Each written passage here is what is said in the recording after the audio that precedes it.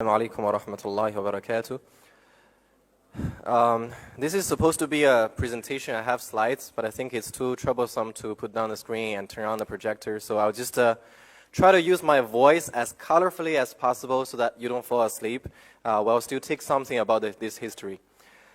So when I was in the University of Hong Kong, and sometimes I sit in the prayer room, and people would come in and saw me for the first time, and they would always ask, "Brother, are you from Malaysia or Indonesia?" Like, they don't even give me a chance to be Chinese. And then I tell them that actually I'm 100% made in China. And they're very shocked. And I'm very shocked by their shock, because being made in China is the least shocking thing. Why would you be shocked if something is made in China, right? They know there are Muslims in China. Everyone acknowledges the fact that there are Muslims in China. But the thing is, the Chinese Muslims collectively is a rather introverted body. So we don't connect with the word a lot throughout history. And there are many reasons for that. There is the civilizational trait that we've got. The Chinese people are generally quite introverted. We don't go out and we don't really communicate that much. And there are also other political reasons, there are historic reasons. So generally speaking, people don't know a lot about Chinese Muslims. People don't hear a lot about Chinese Muslims. Sheikh Omar Suleiman would go on the street and fight for the rights of Chinese Muslims. Well, I doubt he has ever met any Chinese Muslim, right? So our group is quite introverted and, in a way, a little hidden, right? Behind a veil. People don't know much about us. That's why I feel it's part of my responsibility, and it's a true story. I was in the United States. I was in San Francisco, and I went into a small masjid to pray Asr, and the imam is Bangladeshi, and he saw me, and he's like, "Brother, where are you from?" And I said, "I'm from China."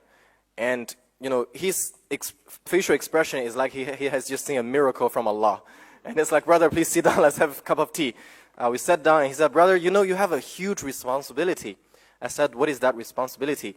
He said, "You are from a country with 1.3 billion hardworking, diligent, friendly, and nice people. Good people, smart people, intelligent people. People who have made great contributions to humanity throughout history. And most of them, the vast majority of them, don't even know about the hereafter. Let alone pursuing the hereafter. They don't even know. And that's your responsibility." And I was holding a cup of tea and I was shaking. That's my responsibility. So I am a part of, the people who should take up this responsibility. And that's why, today I'm really happy that I have this opportunity to introduce you very briefly about the history of Islam in China, how Islam came to China, how the Chinese Muslims established their identity as Muslims, how did they live through this history in a very unique state, in a very unique civilization. Because in Western civilization, religious freedom, personal freedom, was always something central to individual life.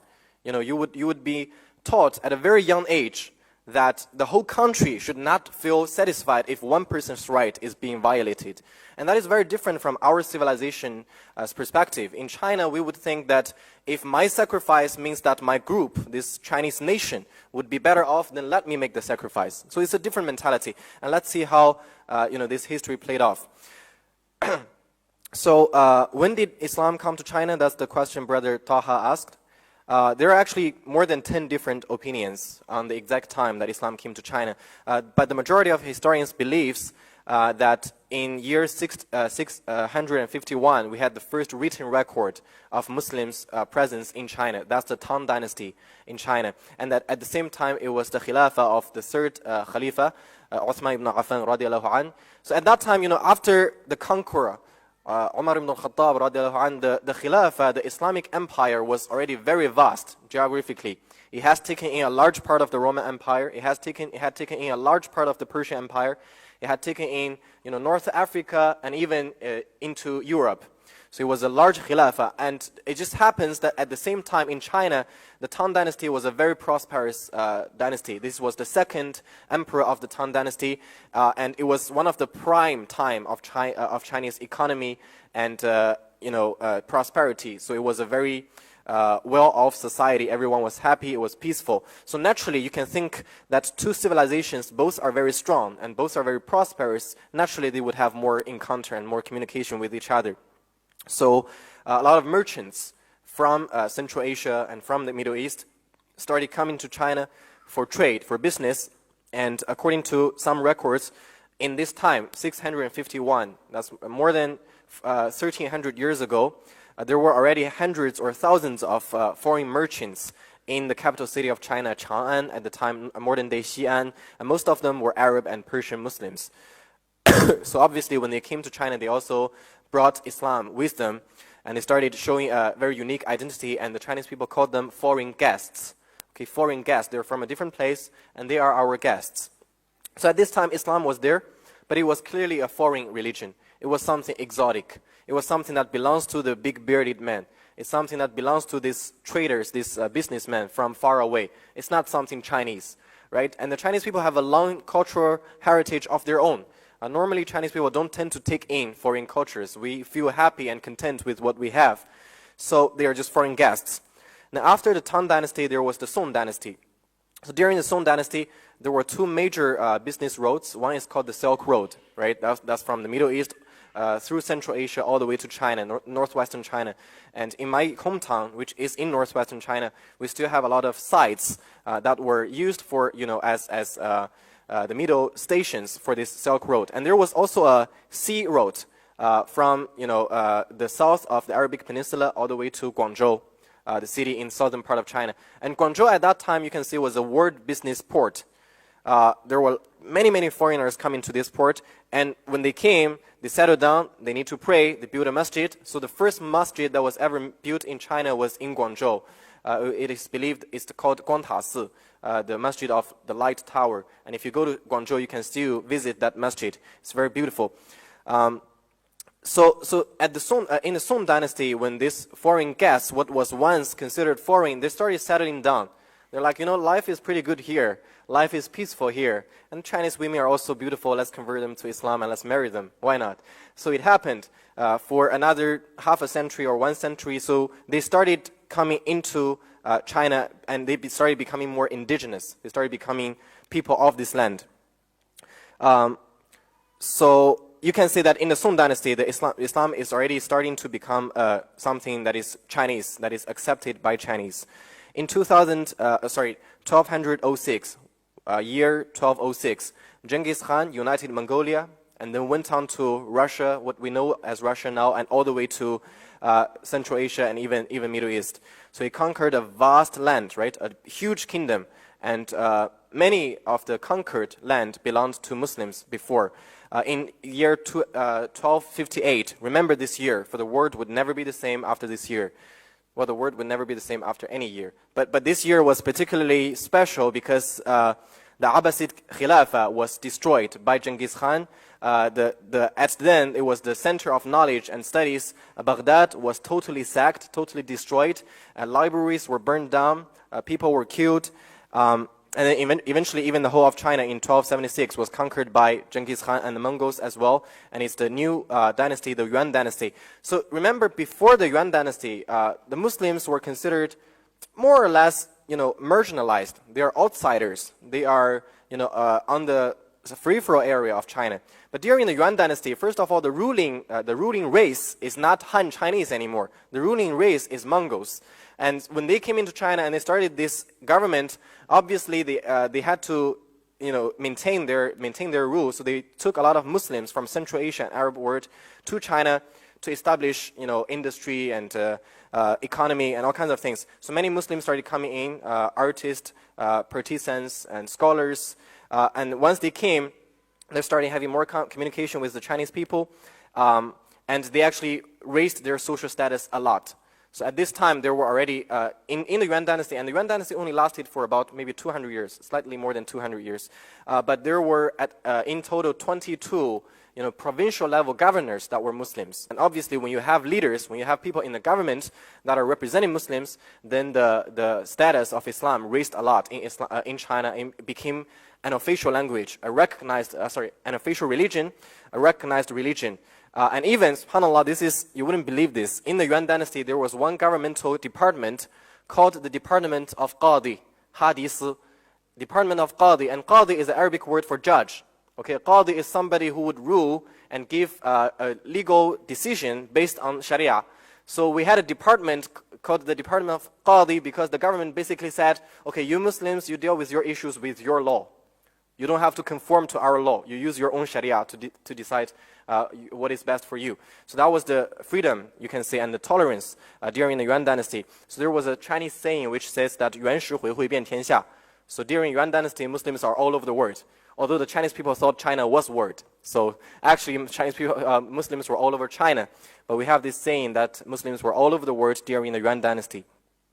And when it came to Ming dynasty, we're getting close to modern time. During the Ming dynasty, the situation changed dramatically because it's a regime, again, established by Han Chinese, the majority of indigenous local Chinese people. And this dynasty, the emperors were not tolerant of foreign ideas and philosophies as those of Yuan dynasty. So they started restricting other, ideas. They started, defending more of the local religions and local thoughts, and others are considered unorthodox. So Confucianism, Taoism, these local thoughts are being put to a superior position, and Islam and even Christianity started coming in as well, are considered unorthodox and unwelcome and restrained. There was a crisis for knowledge because people started losing contact with their religious identity. They started being assimilated into the Han culture or the local Chinese culture. So one of the Dr. Ma Jianming, who did his PhD in International Islamic University of Malaysia, he said something quite interesting. He said if Yuan dynasty was the time that Muslims assimilated Mongols, a lot of Mongol soldiers, when they conquered Muslims, they converted to Islam because they saw the sabr.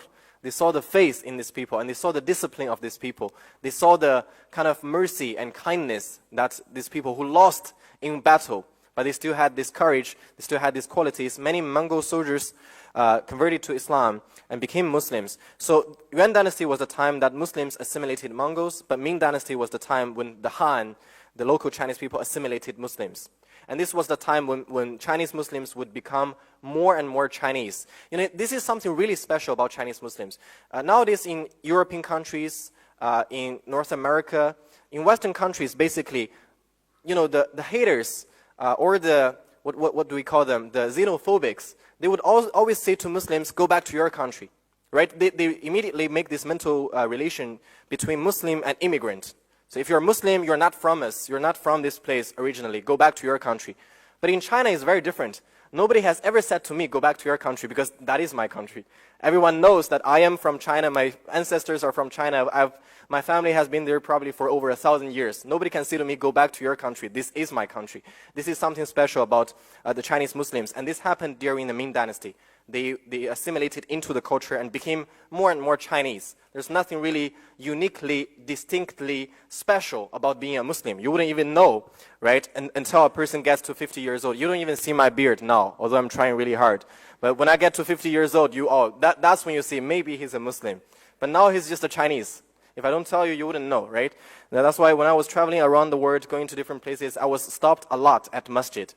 I would go there and people are like, hey, hold on, brother. What are you doing here? What do you want to do? Ashhadu an la ilaha illallah wa ashhadu anna Muhammad Rasul. Happened a lot of times. And then during the Ming dynasty, the Chinese Muslims started developing several systems to maintain their identity, to maintain the knowledge. And there was the mosque education system, similar to madrasa system in South Asia. So in this masajid in China, they would teach Islam using Arabic and Persian languages. They would use very little Chinese, actually, and they would teach tafsir, they would teach ahadith in Arabic and Persian. And that's why even nowadays, you go to northwest China, there are a lot of Muslim people who are, relatively less educated. They don't even speak Chinese very well. They don't even speak Mandarin perfectly. But if you go there and you tell them that Aina hammam or wudu, and these words they know these words because Islam has been transmitted in a way that is mixed with Arabic and Persian and other languages. It's not purely Chinese. And we have a lot of Persian words in our daily usage. We don't call fajr, we call it bamda. It's Persian. We don't call salah, we call it namaz. Similar to South Asia, we use Persian words. Anyway, another way of maintaining knowledge and defending this identity is called Han Kitab. Kitab is Arabic word for book, and Han is actually the ethnicity of the Chinese people. What is meant by Han Kitab?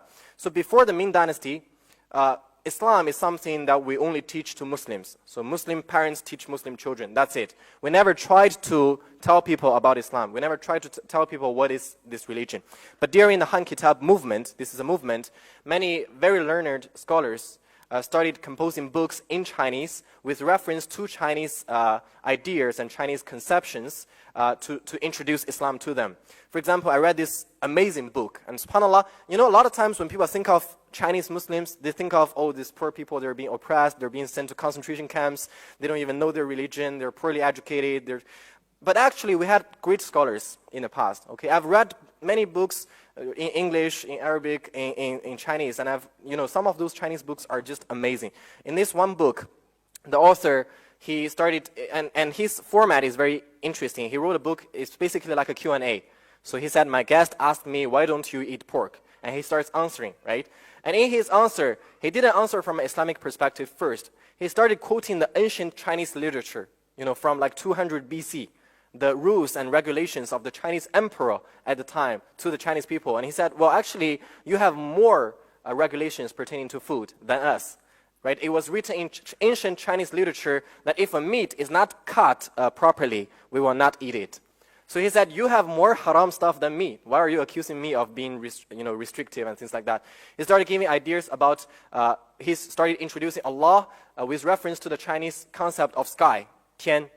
It's actually similar to because tian in Chinese, subhanAllah, it's one and it's yi and da, one and big. The two names of Allah compose the Chinese character tian, sky, and it's always been considered the highest supreme being who is in control and the creator of everything, similar to our concept, our monotheistic religion.